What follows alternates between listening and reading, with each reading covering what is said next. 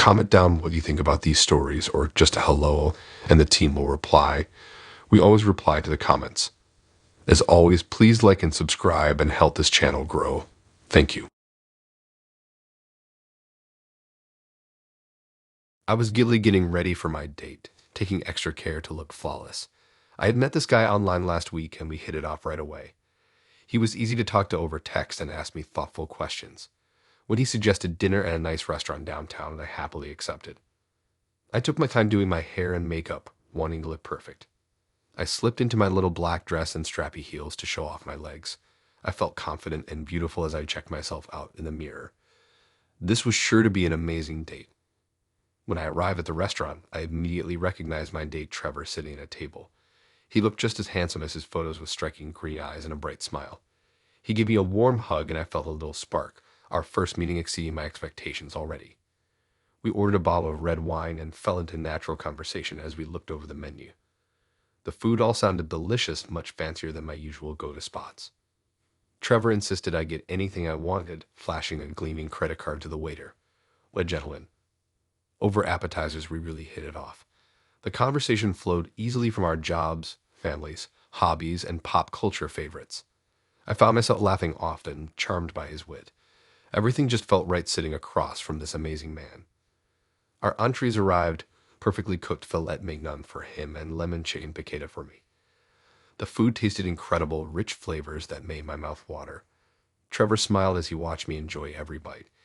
He was truly the full package, handsome, funny, and chivalrous.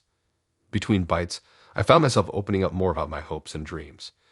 Trevor listened intently, his unwavering gaze making me feel special. This was too good to be true, I thought. I had never connected with someone so quickly before. Once our plates were cleared, Trevor suggested a walk around the neighborhood to enjoy the warm evening.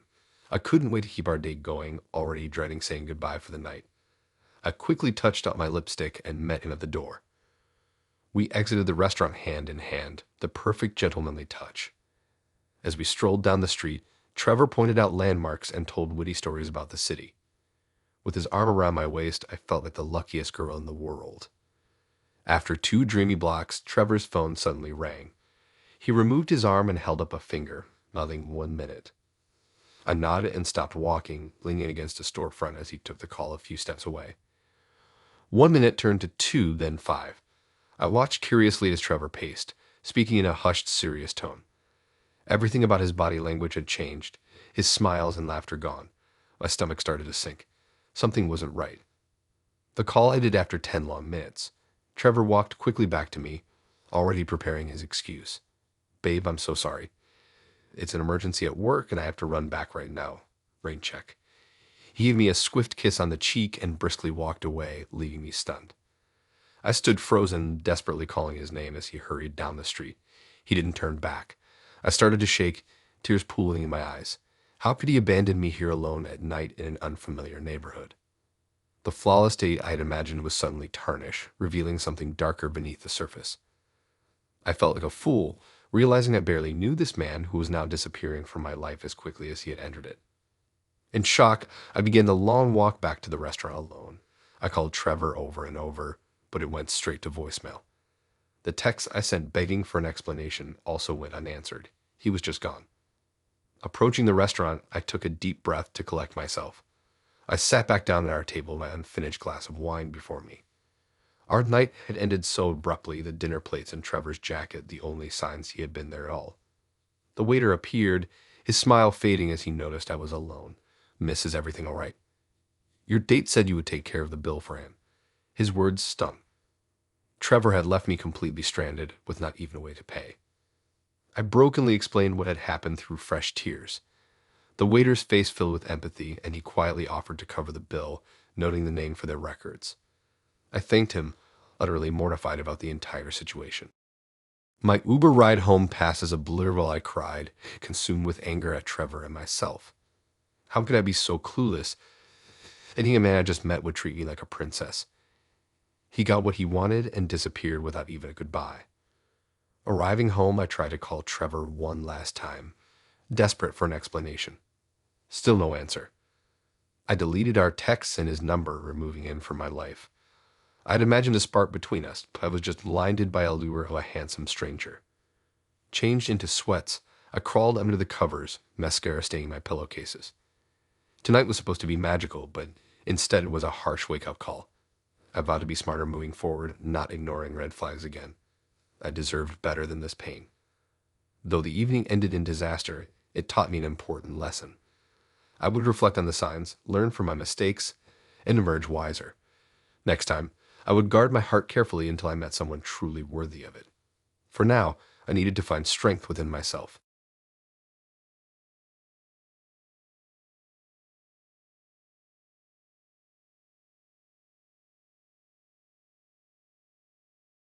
I never thought I'd be the one with a dating horror story to tell, but here I am. It all started when I matched with Adam on a dating app. His profile seemed normal enough, cute guy, decent job, shared interests. We hit it off right away, messaging back and forth for a few days before agreeing to meet up for coffee. That first date went surprisingly well. Adam was charming, attentive, and easy to talk to. He asked me lots of questions about myself and seemed genuinely interested in getting to know me.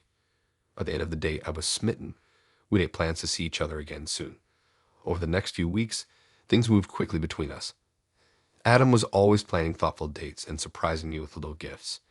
He'd bring me my favorite coffee order without me even mentioning it. He'd suggest restaurants I've been dying to try. He even showed up at my apartment one day with tickets to see my favorite band, a show I didn't even know was happening. At first, I was thrilled. It felt like I'd hit the jackpot with this sweet, attentive guy who just got me.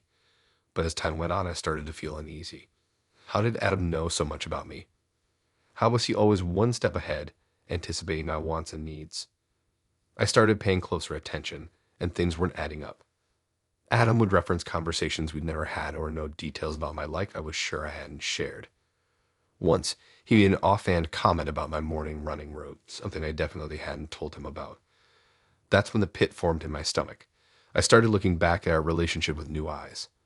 All those perfect dates and gifts didn't seem so romantic anymore.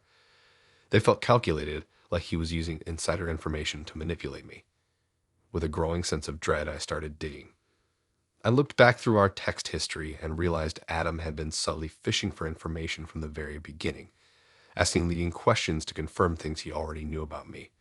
I checked my social media and realized he'd been following me for months before we matched, liking and commenting on posts from nearly a year ago. The final straw came when I was out with some friends and spotted Adam across the street. He wasn't approaching us or anything, just lurking and watching. When I texted him later asking if he'd been in that area, he lied and said he'd been home all night. I felt sick. All this time, I thought I was falling for this amazing guy who just got me. In reality, Adam had been meticulously crafting a persona designed to appeal to me, using information he'd gathered from months of stalking me online and in real life. I knew I had to end things, but I was scared. Adam had wormed his way into every aspect of my life. He knew where I lived, worked, hung out. He even had a spare key to my apartment that I'd stupidly given him early on. I decided to confront him in a public place where I'd feel safer. We met at a coffee shop and I laid it all out. How I knew he'd been stalking me, how violated and betrayed I felt. I told him it was over and asked him to leave me alone. At first, Adam tried to deny everything. When he realized I wasn't buying it, his demeanor changed completely. The sweet, easygoing guy I thought I knew disappeared. In his place was someone cold and angry. He started listing off private details about my life, my family, my past, things he had no business knowing. It was like he was trying to prove how much power he had over me. I got up to leave, but Adam grabbed my arm. He said I couldn't break up with him, that we were meant to be together. He threatened to show up at my work to tell my friends and family embarrassing secrets about me. I managed to wrench my arm free and practically ran out of the coffee shop. Over the next few weeks, Adam's true colors really showed. He bombarded me with calls and texts, alternating between apologies, declarations of love, and thinly veiled threats. He'd show up outside my apartment or workplace, just standing there watching. I'd see his car following me when I went out. I was a nervous wreck. I changed my locks, blocked his number, made all my social media private. I warned my friends and family about him. I even filed a police report, but they said there wasn't much they could do without more evidence. The final straw came when I got home one day to find a bunch of my clothes and personal items missing. There was a note from Adam saying he was keeping them safe for me until I came to my senses. That's when I knew I had to take more drastic action. I ended up moving to a new apartment across town. I changed my phone number, email, and even deactivated my old social media accounts. I asked my work to transfer me to a different branch. It was extreme, but I needed a fresh start where Adam couldn't find me. It's been a few months now, and things have finally calmed down. I haven't seen or heard from Adam in weeks. I'm starting to feel safe again, but I know I'll be looking over my shoulder for a long time. This whole experience has been a huge wake-up call. I used to think I was pretty savvy about online dating, but Adam completely blindsided me. I never imagined someone would go to such lengths to deceive and manipulate me. I'm not telling this story to scare anyone away from online dating. I know plenty of people who have had great experiences with it, but I do think it's important to be cautious and trust your instincts. If something feels off, even if you can't put your finger on why, listen to that feeling. Don't ignore red flags just because someone seems perfect on the surface. I'm still working on trusting people again, but I'm getting there. For now, I'm focusing on myself and rebuilding my sense of safety and security. Maybe someday I'll feel ready to put myself out there again. But next time, I'll be a lot more careful about who I let into my life.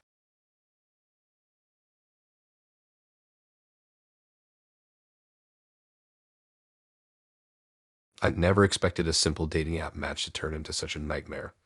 When I first swiped right on Tyler, his profile seemed pretty normal, just a cute guy who liked outdoor adventures. We started chatting, and he came across as fun and spontaneous, always suggesting exciting date ideas. For our first meetup, Tyler took me rock climbing at an indoor gym. I was nervous, but he was patient and encouraging as he showed me the basics. The rush of reaching the top was exhilarating. Tyler's enthusiasm was contagious, and I found myself wanting to impress him. Over the next few weeks, our dates got more adventurous. We went skydiving, which scared me at first, but Tyler held my hand the whole way down. Then there was whitewater rafting, where we got soaked but couldn't stop laughing. Each time, Tyler pushed me to face my fears, and I loved the adrenaline rush. But things started to shift. Tyler began suggesting riskier activities that made me uneasy. He wanted to go cliff jumping in a spot known for being dangerous. When I hesitated, he teased me for being scared. Not wanting to seem lame, I gave in. The jump was terrifying, and I barely avoided the rocks below. I noticed Tyler seemed to enjoy my fear more than the thrill itself. He started filming me during our adventures without asking. When I confronted him about it, he brushed it off as wanting memories of our fun times together. But something felt off. The dares escalated quickly. Tyler convinced me to sneak into an abandoned building late at night. As we climbed to the roof, he kept urging me closer to the edge. My heart was pounding, and not in a good way. When I refused to stand on the very rim, Tyler got weirdly angry. He sulked the rest of the night. I realized I needed to set some boundaries, but when I tried to talk to Tyler about slowing things down, he flipped a switch. His smile turned cold as he started listing off personal information about me, secrets I'd never told him. He knew about my childhood trauma, my biggest insecurities, even private details about my family. Stuff only my closest friends knew. And that's what hit me. All those times I left my phone unattended around him. The oddly personal questions he'd ask about my past. How he always seemed to know exactly which buttons to push to get me to agree to things. Tyler had been manipulating me from the start, gathering intel to use against me. He made it clear that if I stopped playing along with his games, he'd expose all my secrets. I felt trapped and scared. This charming, adventurous guy I thought I was falling for turned out to be a calculating manipulator who got off on controlling others. I tried to act normal while I figured out what to do, but Tyler sensed something was off. His dares got even more extreme and dangerous. He wanted me to walk along the edge of a highway overpass, to swim in a rip current. Each time I protested, he casually mentioned another secret of mine as a reminder of what he could do. I was terrified, but I knew I had to find a way out. I couldn't keep risking my life to appease Tyler. Carefully, I started gathering evidence of his behavior, screenshots of threatening texts, recordings of his blackmail attempts. I reached out to friends I trusted and slowly told them what was happening. Meanwhile, Tyler was getting impatient with my reluctance. He issued an ultimatum, meet in for one final ultimate thrill, or he'd release everything he had on me. I agreed, knowing this was my chance to end things. We met at a remote cliff overlooking the ocean. Tyler's eyes were wild as he revealed his plan. We jumped together with me going first, My stomach dropped as I realized he never intended for me to survive this game. As Tyler ranted about the rush of choosing who lives or dies, I discreetly pressed record on my phone. I let him incriminate himself, admitting to all his manipulation and blackmail. When he grabbed my arm to pull me toward the edge, I fought back. In the scuffle, Tyler lost his balance and tumbled over the cliff edge. I watched in shock as he fell, landing hard on the rocks below. For a moment, I froze in panic. Then I called 911 and climbed down to help. Miraculously, Tyler survived the fall. As the ambulance took him away, I turned my evidence over to the police. They found more victims as they investigated, women Tyler had manipulated and endangered just like me. The next few weeks were a blur of police interviews and legal meetings. I learned that Tyler had a history of this behavior, but had always managed to avoid consequences before. My evidence was crucial in building a case against him.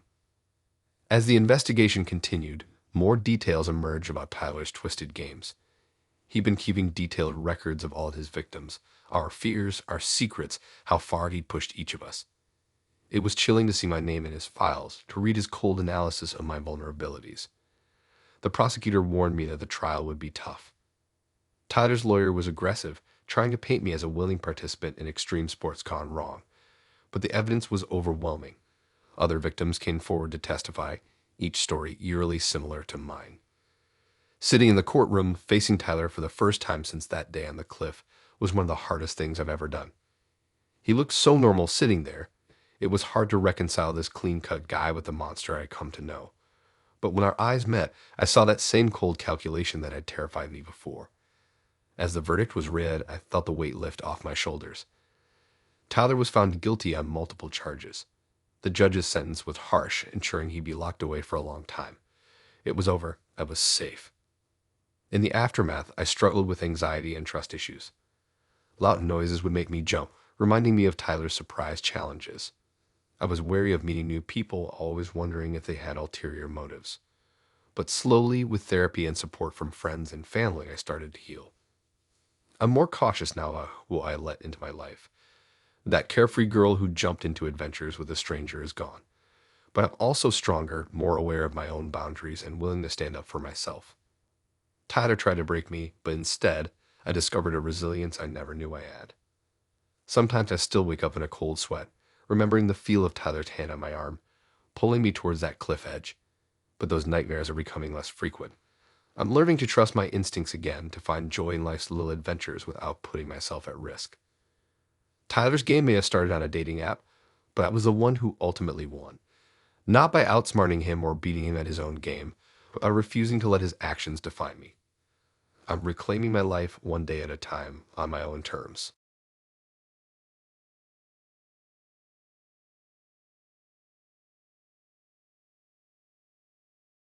I never expected swiping right on Ryan would lead to the weirdest experience of my life.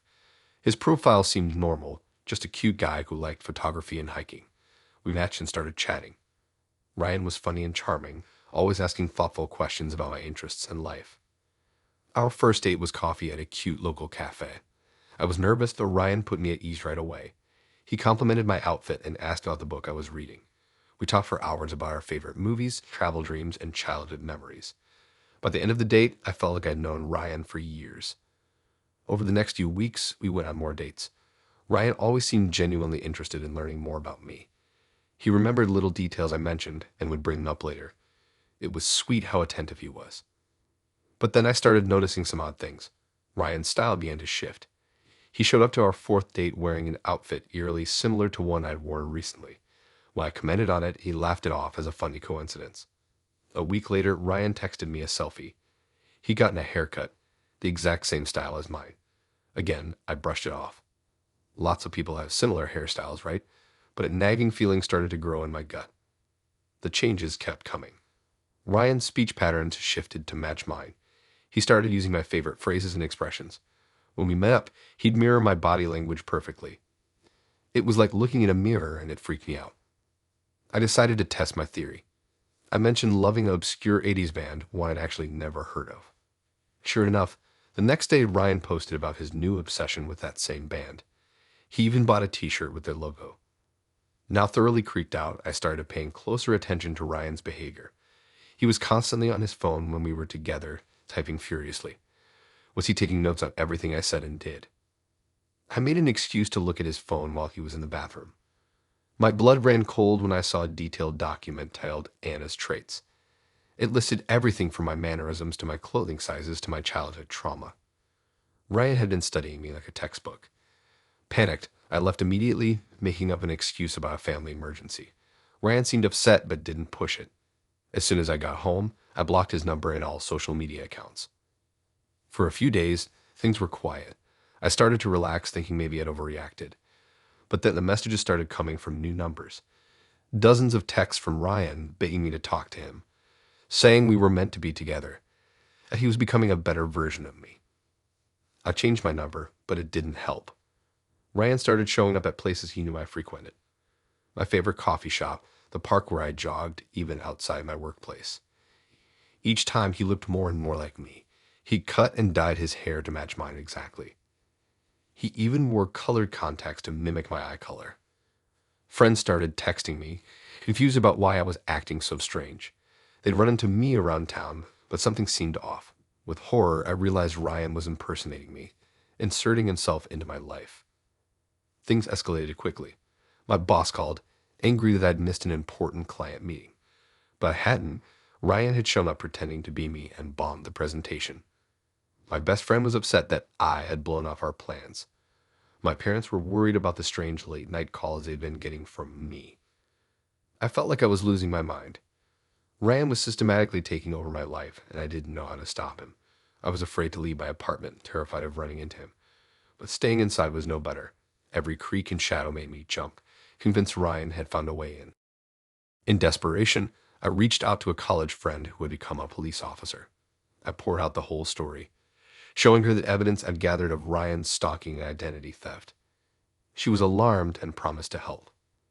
We set a trap. I posted on social media about going to a concert, knowing Ryan would show up impersonating me. Sure enough, he arrived in a wig and my favorite outfit, ready to fool my friends. Instead, he was met by police officers. The arrest didn't end things entirely. Ryan was obsessed and continued his attempts to become me even from jail. He convinced another inmate to smuggle in hair dye. He practiced my handwriting for hours. He even tried to legally change his name to mine. It took months of therapy and a restraining order before I started to feel safe again. I changed my look completely. New hair, new style, new habits. Anything to distance myself from the version of me that Ryan had latched onto. Slowly, I reclaimed my life. I was more cautious about sharing personal details online or with new people, but I refused to let Ryan's obsession define me. I focused on rediscovering who I was outside of his twisted mirror image.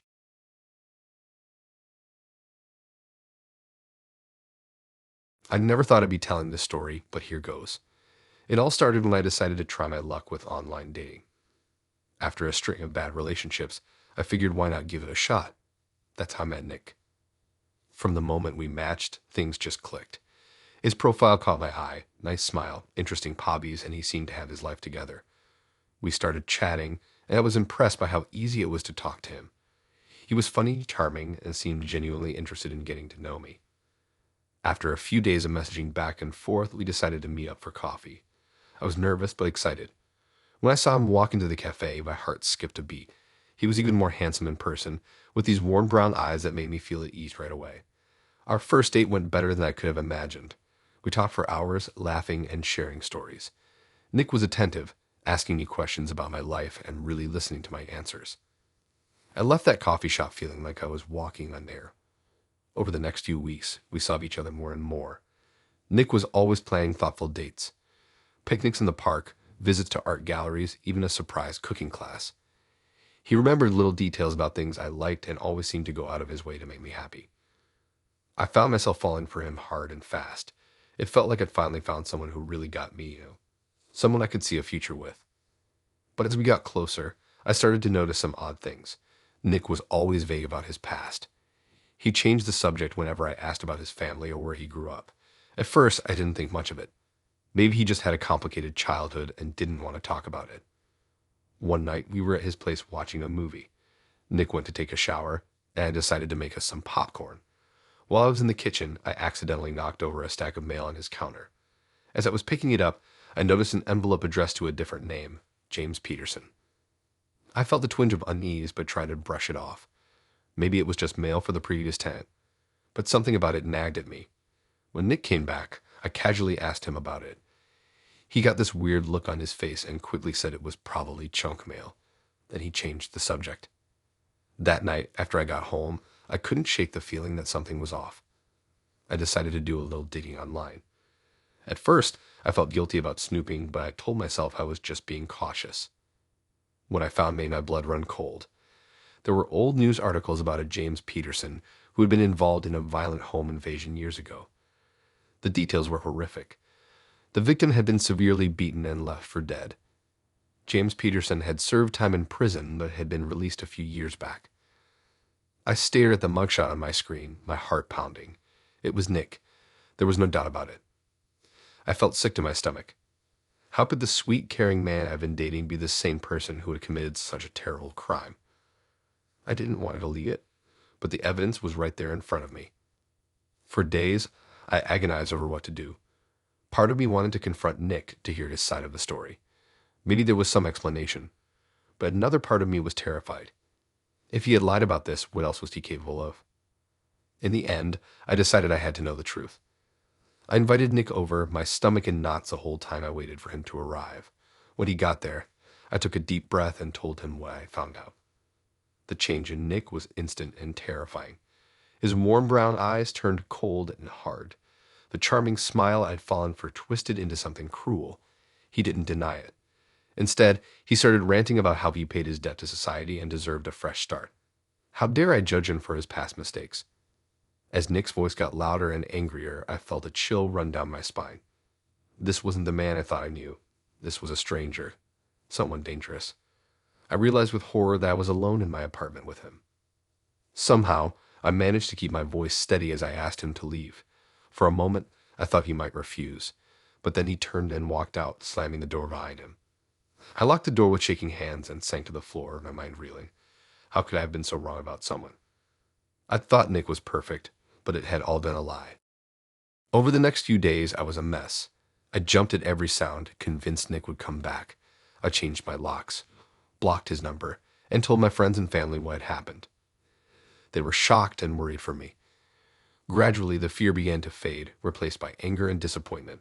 I was angry at Nick for deceiving me, but I was also angry at myself for not seeing the red flags sooner. All those times he'd avoided talking about his past suddenly made sense. It's been a few months now, and I'm slowly starting to feel like myself again. I've learned a lot from this experience. I'm more cautious now, but I'm trying not to let it make me cynical. I know not everyone out there is hiding a dark secret. Sometimes I still catch myself thinking about Nick, the person I thought he was anyway. It's hard to reconcile a man who brought me soup when I was sick with a man who could commit such a violent crime. I guess you never really know someone, especially when you meet them online. I'm not sure if I'll ever try online dating again. For now, I'm focusing on myself and the people I know I can trust. If I do decide to date in the future, I'll definitely be more careful. But I'm not going to let this experience stop me from believing in love. I just might take things a bit slower next time.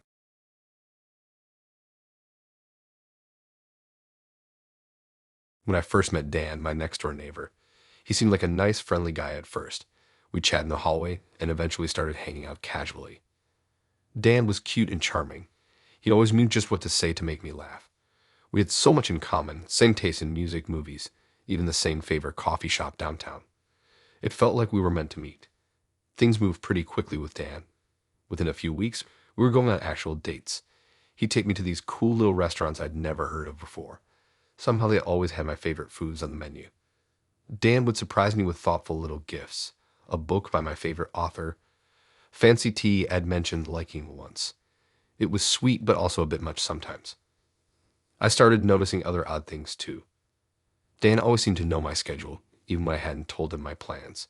He'd text to ask how my dentist appointment went, or say he hoped my work presentation had gone well.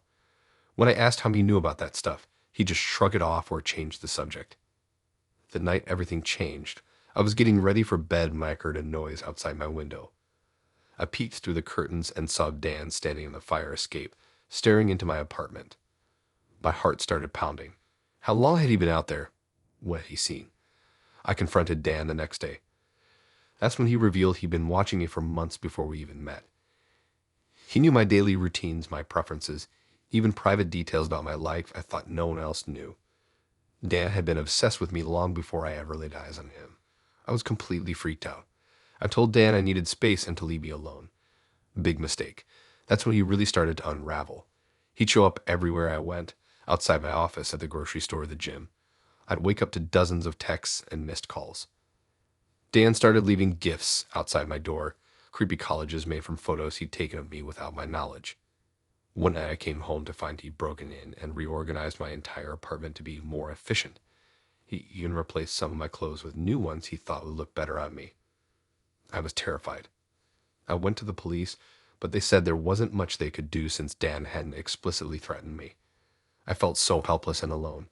I was scared to leave my apartment, but also scared to stay there where Dan could get to me. Finally, I couldn't take any more. I packed up everything I could fit in my car and fled in the middle of the night. I crashed with a friend a few towns over until I could figure out my next move. Even now, months later, I'm still looking over my shoulder. I don't know if Dan is still out there watching me. Sometimes I see a familiar face in a crowd and my heart stops. I've had to completely change my life. New job, new apartment, new routines. I'm trying to move on, but it's hard to feel safe after an experience like that. I keep asking myself how I didn't see the warning signs sooner. How did I let myself get so caught up in the excitement of a new relationship that I ignored all the red flags? I guess it's easy to see what you want to see sometimes, especially when someone is telling you everything you want to hear. The whole experience has made me much more cautious about who I let into my life now. I'm working on trusting my instincts more and not ignoring that little voice in my head when something feels off. It's a process, but I'm getting there day by day. I hope sharing my story might help someone else recognize the signs of an unhealthy obsession before things go too far.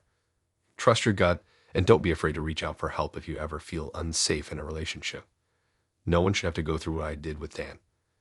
Looking back and see now how Dan was manipulating me from the very beginning. All those coincidences and things we had in common, he'd orchestrated it all. He'd studied me for months, learning everything about me so he could become my perfect guy. It makes me sick to think about how much of our relationship was built on lies. I still have nightmares sometimes about Dan watching me sleep or breaking into my home. I've had to go to therapy to work through the trauma and anxiety. It's been a long road, but I'm slowly starting to feel like myself again. I'm reclaiming my life and my sense of safety bit by bit. One of the hardest parts has been learning to trust again. Not just other people, but myself too. For a long time, I doubted my own judgment. How could I have been so wrong about Dan? But I'm realizing now that what happened wasn't my fault. Dan was the one who chose to violate my privacy and boundaries. I'm focusing now on rebuilding my life on my own terms, on rediscovering old hobbies and interests that I'd let fall by the wayside, on reconnecting with friends and family who I'd neglected while caught up in Dan's web. It feels good to remember who I am outside of that relationship. There are still tough days, of course, times when the fear and anxiety come rushing back, but overall, I'm proud of how far I've come. I'm stronger now than I ever knew I could be. I refuse to let Dan's actions define me or determine my future. If there's one thing I've learned from all this, it's the importance of trusting yourself. If something doesn't feel right in a relationship, listen to that feeling. Don't let anyone pressure you into ignoring your own instincts or boundaries. Real love shouldn't make you feel scared or uncomfortable. I'm not sure what the future holds, but I'm cautiously optimistic. I know I have a lot of healing left to do, but I'm taking it one day at a time. For now, I'm focused on rediscovering my own path and learning to feel safe in my own skin again. It's not always easy, but it's worth it. I refuse to let fear control my life any longer.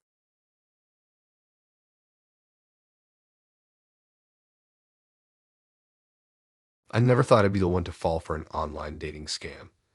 It all started when I matched with Chris on a popular dating app. His profile caught my eye immediately. He was handsome, with a warm smile and kind eyes. Plus, his bio mentioned loving dogs and hiking, two of my favorite things. We started chatting, and I was surprised by how quickly we clicked. Chris was funny, smart, and seemed genuinely interested in getting to know me. We texted constantly, sharing stories about our lives, families, and dreams for the future. I found myself eagerly checking my phone throughout the day, hoping for a new message from him. As we continued talking, I started to feel a real connection forming. Chris told me about his job as a pediatric nurse and how fulfilling he found it. He shared funny stories about his two dogs and sent me adorable pictures of them. We discovered we had similar tastes in music and movies, and would often send each other song recommendations or discuss films we'd watched. I was excited about the possibility of meeting Chris in person. After a couple of weeks of texting, I suggested we grab coffee. He seemed enthusiastic, and we made plans for the weekend. But on the day of our date, Chris texted to say he had to cancel. There was an emergency at work, and he had to cover a shift.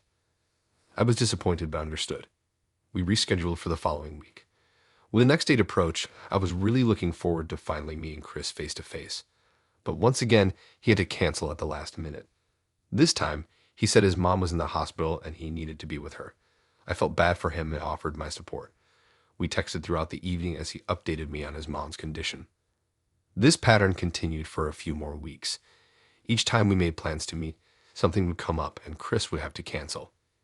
He always had a good reason: a friend in crisis, a family emergency, a work obligation. I started to feel a bit frustrated, but Chris was always so apologetic and sweet about it that I tried not to let it bother me too much. However, as time went on, I couldn't shake the feeling that something wasn't quite right. I realized I'd been talking to Chris for over a month, and we still hadn't managed to meet in person. I decided to do a bit of digging online to see what I could find out about him. I started by reverse image searching some of the photos Chris had sent me. To my shock, they led me to the Instagram account of a guy named Tom who lived in another state. Tom's profile was full of pictures Chris had claimed were of himself, including the ones of his dogs. My heart sank as I realized what this meant. I spent the next few hours frantically searching online, trying to find any trace of the real Chris, but I came up empty-handed. The job he told me about didn't exist. The stories he shared seemed to be cobbled together from different sources online. Even his phone number was registered to a burner phone. I felt sick to my stomach as the truth sank in. The person I'd been talking to for weeks, the one I'd started to develop feelings for, didn't actually exist. Chris was a complete fabrication, a fake identity created to trick me, and who knows how many other people. I was overwhelmed with a mix of emotions: anger at being lied to and manipulated, embarrassment for falling for the scam, sadness at losing what I thought was a promising connection, and fear about what other lies I'd been told and what the person behind Chris really wanted. Chris always had an excuse for why he couldn't video chat. He was vague about certain details of his life. And of course, there were all those canceled meetups. But in the moment, I was too caught up in the excitement of our connection to notice these warning signs. I debated confronting Chris about what I discovered, but ultimately decided against it. I didn't want to give the scammer any more of my time or energy. Instead, I blocked his number and deleted our conversation history.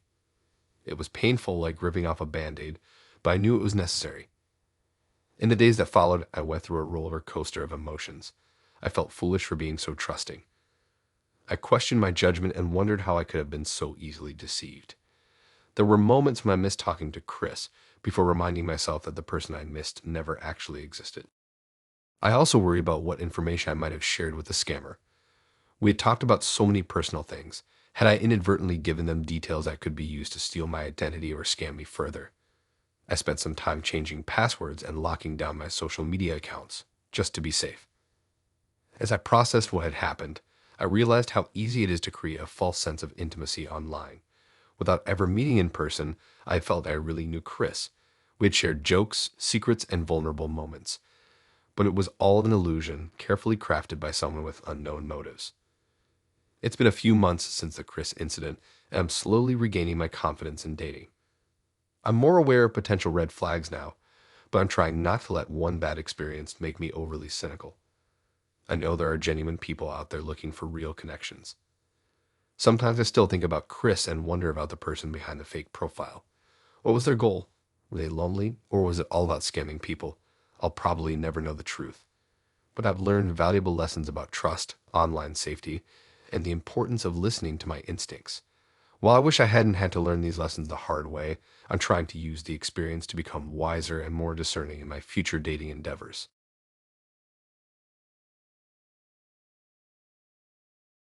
It all started when my buddy Mike introduced me to Lily at a house party. She was this bubbly, outgoing girl who seemed to light up the room. We hit it off right away, laughing and joking all night. I got her number and we started texting nonstop. Our first date was amazing. Lily suggested we go rock climbing, something I'd never tried before. She was patient, encouraging me when I struggled.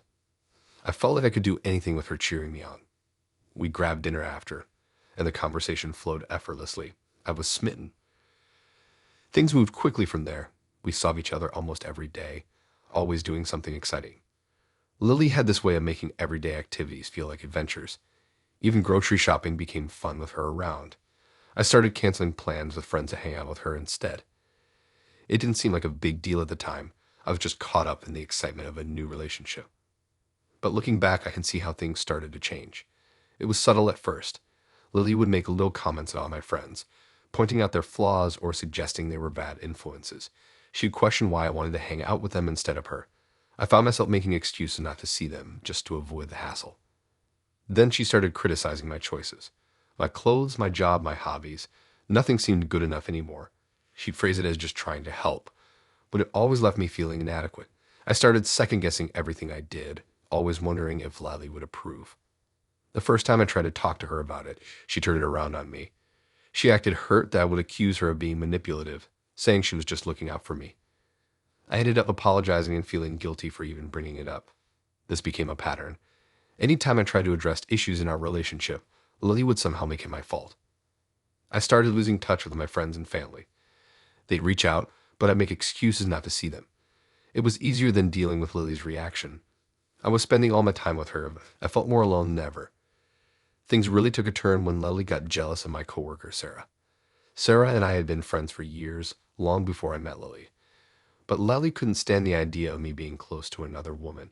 She started showing up at my office unannounced, always with some excuse. She'd check my phone when I wasn't looking, accusing me of hiding something if I objected. One night, Lily went through my emails while I was asleep.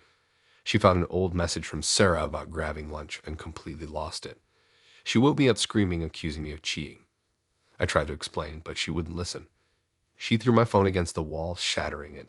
I was shocked. I'd never seen her like this before.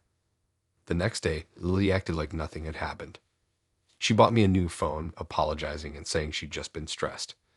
I wanted to believe her, but something had changed. I started noticing more red flags, how she'd isolate me, twist my words, make me doubt myself. It was like a fog had lifted, and I could finally see the situation clearly. I knew I needed to end things, but I was scared. Lily had become such a huge part of my life, and I didn't know who I was without her anymore. Plus, I was worried about how she'd react. If she got that angry over an old email, what would she do if I tried to leave? I started reaching out to my old friends, trying to rebuild those connections. It wasn't easy. I'd neglected those relationships for so long, but they were more understanding than I deserved. Slowly, I started to remember who I was before Lily came into my life. Breaking up with her was one of the hardest things I've ever done. She cried, she yelled, she threatened to hurt herself. It took everything I had not to give in and stay. But I knew if I did, I'd be trapped forever. The weeks after the breakup were tough. Lily called and texted constantly, alternating between begging me to come back and threatening me. She showed up at my apartment, my work, anywhere she thought I might be. I had to change my number and even consider moving to get away from her. It's been a few months now, and things are finally calming down. I'm reconnecting with old friends, rediscovering hobbies I'd given up. I'm seeing a therapist to work through everything that happened. It's not easy. I still have moments where I doubt myself or miss the good times with Lily, but I know I made the right choice. Looking back, I can see all warning signs I missed. How Lily isolated me from my support system, how she chipped away at my self-esteem, how she made me dependent on her. It happened so gradually that I didn't notice until I was in too deep. I'm sharing my story now in hopes that it might help someone else recognize these red flags before it's too late. I'm not the same person I was before I met Lily. In some ways, that's good. I'm more aware of my boundaries, more appreciative of healthy relationships, but I'm also more cautious, less trusting. I'm working on finding a balance, on opening myself up again without losing myself in the process. It's a journey, and I'm taking it one day at a time. But for the first time in a long time, I feel like myself again, and that's worth everything. Thanks for listening in. If you like these stories and want to hear more, then please subscribe and like and support this new channel. We have more stories for you to listen to.